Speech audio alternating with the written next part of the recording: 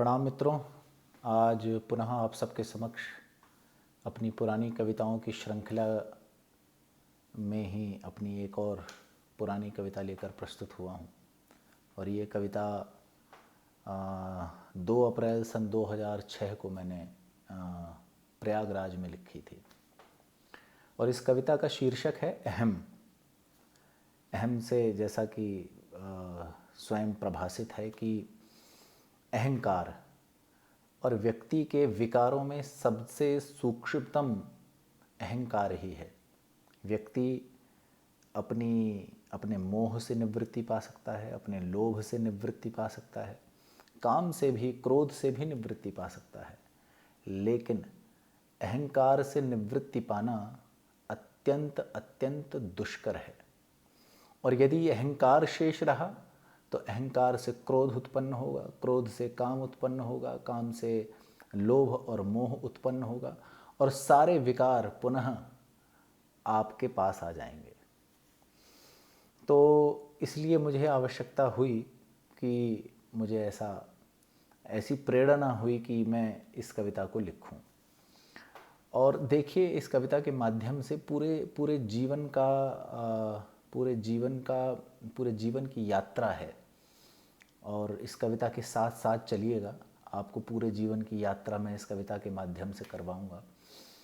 और जब व्यक्ति के जीवन का संध्या काल आता है तो उसकी क्या मनोदशा होती है, ये व्याख्या इस कविता के माध्यम से मैंने की है।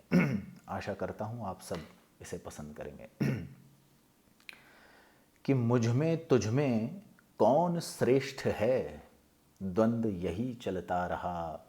मुझ में तुझ में कौन श्रेष्ठ है, द्वंद्व यही चलता रहा। जीवन संध्या द्वार खड़ी, प्रश्न तो ये फिर भी रहा। जीवन संध्या द्वार खड़ी, प्रश्न तो ये फिर भी रहा। और दौड़ में ना पीछे रह जाऊं, दौड़ रहा था तीव्र गति से। दौड़ में न पीछे रह जाऊं, दौड़ रहा था तीव्र गति से। लक्ष्य पे जब पहुंचा तब भ्रम था, मैं तो लक्ष्य विहीन रहा। लक्ष्य पे जब पहुंचा तब भ्रम था, मैं तो लक्ष्य विहीन रहा।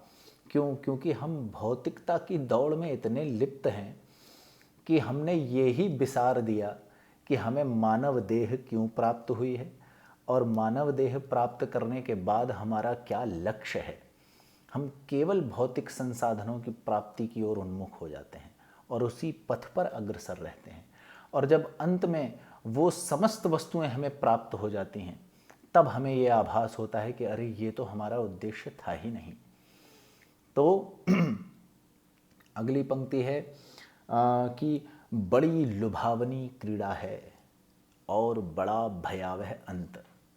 बड़ी लुभावनी क्रीड़ा है और बड़ा भयावह अंत। लुभावनी देखिए क्यों है, क्योंकि देखिए भगवान ने माया का निर्माण किया है। और माया का क्या कार्य है? उसका कार्य है कि जीव को 84 लाख योनियों में उसको चक्कर कटवाते रहना। क्यों?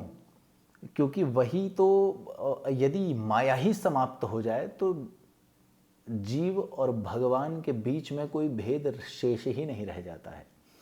क्योंकि भगवान को प्राप्त थोड़े ही करना है, भगवान तो सदैव प्राप्त हैं, केवल माया के हटने की देर होती है। देखिए, तुलसीदास जी ने बड़ा सुंदर वर्णन किया है रामायण में कि जब भगवान राम सीता जी और लक्ष्मण जी को लेकर वन में विचर रहे होते हैं, तो देखिए कितने सरल शब्दों से और जीवन के कितने गूढ़ रहस्य का उन्होंने उद्घाटन किया है कि उभय बीच सिय सोहती कैसी। उभय बीच सिय सोहती कैसी। ब्रह्म जीव बिच माया जैसी। ब्रह्म जीव बिच, यानी भगवान राम हैं और लक्ष्मण जीव हैं और बीच में सीता जी को माया कह दिया है। यदि माया हट जाए तो जीव और भगवान के बीच में कुछ भी शेष नहीं रह जाता है।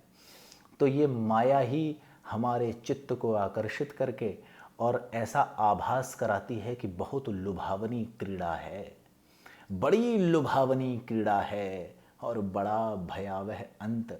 जब सक्षम था तब प्रतियोगी था, जब सक्षम था प्रतियोगी था, विजयी हुआ तो समय न रहा।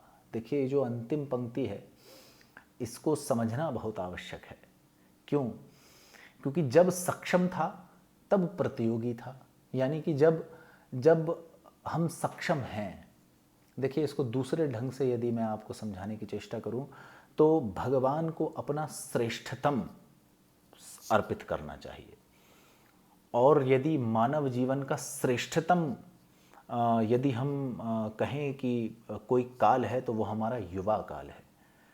तो यदि जिस व्यक्ति ने अपना श्रेष्ठतम यानी जीवन का युवा काल यदि भगवान के चरणों में समर्पित कर दिया है तो फिर भगवान स्वयं उसका ये योग और क्षेम वहन करते हैं। लेकिन हम करते क्या हैं? हम करते ये हैं कि हम ये सोचते हैं कि ये तो हमारे चौथेपन की, ये तो सारे कार्य चौथेपन के हैं, जीवन की जब संध्या काल आएगी तब करेंगे। अरे तब तो इंद्रियों में वो बल ही नहीं रहेगा। गंध स्पर्श जितनी भी इंद्रियां हैं, जो भी मन है हमारा, वो हम अब तो अपने नित्य कार्य करने में भी सक्षम नहीं रहेंगे। फिर हम भगवान को क्या अपने जीवन का सबसे निकृष्टतम जो आयु होती है क्या वो समर्पित करेंगे? अरे भगवान तो दयावान है, वो तो सब कुछ स्वीकार करने को तत्पर हैं, लेकिन आप ही नहीं समर्पित कर पाएंगे। तो इसीलिए ये पंक्ति है कि जब सक्षम था प्रतियोगी था, विजयी हुआ तो समय न रहा। और देखिए कितनी अनिश्चितता है कि जो श्वास गई है भीतर वो बाहर भी आएगी क्या? जीवन का क्या जीवन का कोई भी भरोसा नहीं है। जो श्वास गई है भीतर वो बाहर भी आएगी क्या? इतनी घोर अनिश्चितता है। फिर भी मैं निश्चिंत रहा, सदा स्वयं ही स्वयं रहा और न कुछ सम्मुख, केवल मैं। सदा स्वयं ही स्वयं रहा और न कुछ सम्मुख। और अंत समय में धराशायी सा पड़ा हुआ हूँ, अब न कोई अवलंब रहा। धराशायी सा पड़ा हुआ हूँ, अब न कोई अवलंब रहा। और अंतिम दो पंक्तियाँ हैं, देखिए उस मनोदशा की अब मैं व्याख्या है इन दो पंक्तियों में कि जीवन के संध्या काल में जब व्यक्ति धराशायी सा पड़ा हुआ है तो उसकी क्या मनोदशा होती है। तब वो कहता है कि मंत्र आरती मंदिर पूजन कौन दिलाएगा मुक्ति। तब वो प्रश्न करता है, अरे तब थोड़े ही ना आपको मुक्ति मिलेगी, जब समय था तब तो आपने किया नहीं।